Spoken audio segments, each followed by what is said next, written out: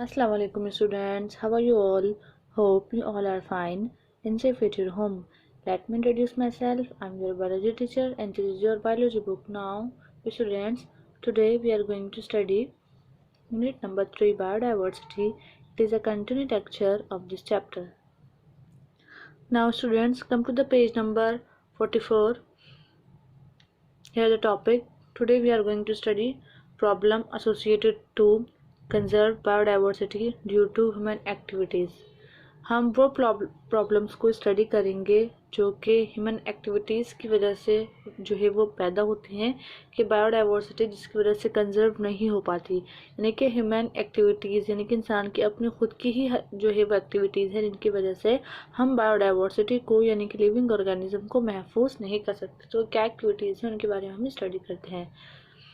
The international union for conservation of nature IUCN reported that 75% of the genetic diversity of agricultural crops has been lost.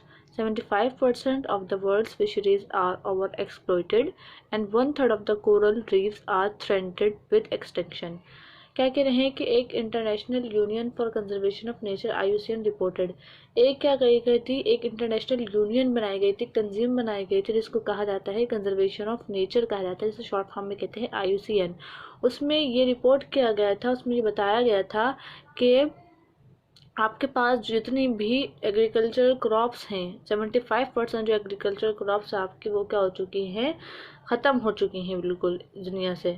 और उसके आगे वो कह रहे हैं 75% of the world fisheries are over exploited, जिसमें से 75% जो माहीगीर हैं यानी कि जो शिकार करते हैं, मछलियों का शिकार करते हैं, उनको इतनी ज़रूरत भी नहीं होती इस्तेमाल की उनकी मछलियों की, वो क्या करते हैं फिर भी शिकार करने के लिए, अपने शौक़ को पूरा करने के लिए क्या करते हैं, ज़्यादा से ज़्यादा मछलियों का शिकार करते हैं, जिसकी वजह से आपके पास जो मछलियाँ हैं यानी कि वो उनकी तादाद जो है वो क्या होती जा रही है, कम होती जा रही है।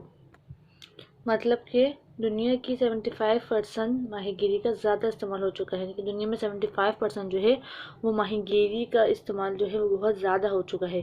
ठीक, उसके आगे बोल रहे हैं and 1/3 of the coral reefs are threatened with extinction.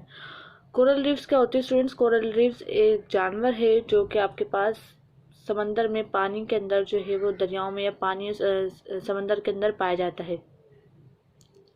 ठीक, तो वो क्या कह रहे हैं कि जिसमें से 1/3 वो ये कह रहे हैं कि 1/3 जो है वो कोरल रीफ्स जो है इस दुनिया से वो क्या होने वाली हैं, एक्सटिंक्ट होने वाली है। एक्सटिंक्ट मतलब जो इन जानवरों की जो स्पीशीज़ है वो दुनिया से क्या होने वाली है, ख़त्म होने वाली है, यानी कि हम उनको बचा नहीं पाएंगे।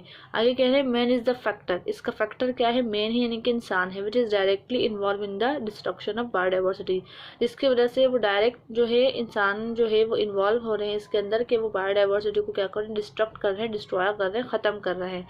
The table below show some of the human intervention in the loss of biodiversity. यहाँ पर कुछ ह्यूमन एक्टिविटीज़ दी गई हैं जिसकी वजह से आपको पता चलता है कि बायोडाइवर्सिटी ह्यूमन एक्टिविटीज़ की वजह से बहुत ज़्यादा क्या हो रही है, अफेक्ट हो रही है। तो क्या इम्पैक्ट पड़ता है, देखिए उर्बनाइजेशन और इंडस्ट्रियलाइजेशन, यानी कि आपके पास शहरकारी, उर्बनाइजेशन मतलब शहरकारी करना यानी कि ज़्यादा से ज़्यादा बिल्डिंग बनाना, और उसके अलावा ज़्यादा से ज़्यादा इंडस्ट्रियलाइजेशन मतलब इंडस्ट्रीज़ को लगाना, इंडस्ट्रीज़ जो हैं वो भी लगाई जा रही है, यानी कि ज़्यादा से ज़्यादा बिल्डिंग्स भी बनाई जा रही हैं और ज़्यादा से ज़्यादा क्या की जा रही हैं, आपके पास इंडस्ट्रीज़ भी लगाई जा रही है। इसका नुकसान क्या हो रहा है, ओवर पॉपुलेशन की तादाद बहुत ज़्यादा बढ़ रही है और वो बिल्डिंग्स को भी ज़्यादा से ज़्यादा बना रहे हैं। देखिए जब ज़्यादा से ज़्यादा बिल्डिंग बनेंगी तो आपके पास पोल्यूशन भी है वो ज़्यादा क्रिएट होगा, तो ये भी क्या है, एक इफ़ेक्ट है बायोडाइवर्सिटी जिसकी वजह से कंजर्व नहीं हो पा रही। नेक्स्ट आपके पास डिफॉरेस्टेशन। डिफॉरेस्टेशन कहते हैं जंगलात के कटाव को, यानी कि जितना ज़्यादा हम जंगलात को काटेंगे, देखें स्टूडेंट जब जंगलात का कटाव होगा तो आपके पास ऑक्सीजन जो है वो भी ज़्यादा से ज़्यादा प्रोड्यूस नहीं होगी, हमें जो प्लांट्स हैं वो क्या प्रोवाइड करते हैं, वो हमें ऑक्सीजन प्रोवाइड करते हैं। अगर हम प्लांट्स को ही काट देंगे तो हमें ऑक्सीजन जो है वो प्रॉपर अमाउंट में नहीं मिल पाएगी, जिसकी वजह से मुख्तलिफ जानदारों को ऑक्सीजन की ज़रूरत होती है, बल्कि तमाम जानदारों को ही ऑक्सीजन की ज़रूरत होती है। अगर उनको ऑक्सीजन नहीं मिल पाएगी तो वो ज़िंदा नहीं रह पाएंगे, जिसकी वजह से हम बायोडाइवर्सिटी को कंजर्व नहीं कर सकेंगे। तो डिफॉरेस्टेशन भी बहुत ज़्यादा एक क्या है, इफेक्ट है ह्यूमन एक्टिविटीज़ का। डिफॉरेस्टेशन से होता क्या है, सॉइल इरोड, सॉइल जो है वो उड़ने लगती है। देखें हमने बोला था कि प्लांट्स क्या करते हैं, प्लांट्स आपके पास सॉइल को उड़ने से बचाते हैं। ठीक, तो अगर हम प्लांट्स को ही काट देंगे तो सॉइल क्या होगी हमारी, हमारी सॉइल जो है वो ज़्यादा इरोट होगी, उसमें इरोजन होगी। प्लांट लाइफ डिस्ट्रॉयड, प्लांट्स की लाइफ है वो डिस्ट्रॉय हो जाएगी। और लो रेनफॉल, जिसकी वजह से बारिश जो है वो भी कम हो जाएगी। और क्लाइमेटिक रीजन जो है, क्लाइमेट यानी कि माहौल, जो आबो हवा जो है वो भी बहुत ज़्यादा चेंज हो जाएगी। किसकी वजह से? डिफॉरेस्टेशन की वजह से। नेक्स्ट आपके पास है पॉल्यूशन।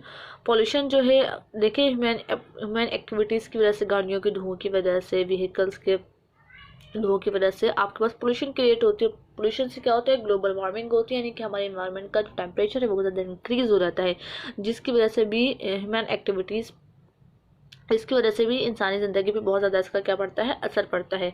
और हमारी बायोडाइवर्सिटी जो है वो कंजर्व नहीं हो पाती। लास्ट आपके पास ओवर हंटिंग, यानी कि शिकार। शिकार तो क्या होता है? हमारा खुद बहुत ज़्यादा शिकार करना, ये भी क्या है? आपके लिए बहुत ज़्यादा नुकसान है।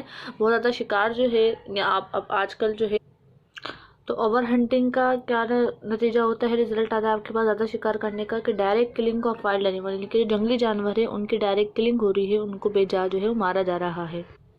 सो स्टूडेंट्स, ये कुछ ह्यूमन एक्टिविटीज़ है जिसकी वजह से हमारी जो बायोडाइवर्सिटी है वो बहुत ज़्यादा इफेक्ट होती है, और हमारी बायोडाइवर्सिटी जो है वो कंजर्व नहीं हो पाती, महफूज नहीं हो पाती। So students, hopefully you understand this lecture. आपको स्टूडेंट्स ये पैराग्राफ पूरा इसी तरीके से हेडिंग डाल के राइट करना है, और ये चार्ट बना के बिल्कुल इसी तरीके से ह्यूमन एक्टिविटीज़ का जो है वो चार्ट जो है वो इसी तरीके से ड्रॉ करना है। So students, we have to do all this work in your notebook. इंशाल्लाह I will meet you in my another video with my another topic. Till then take care and अल्लाह हाफिज़।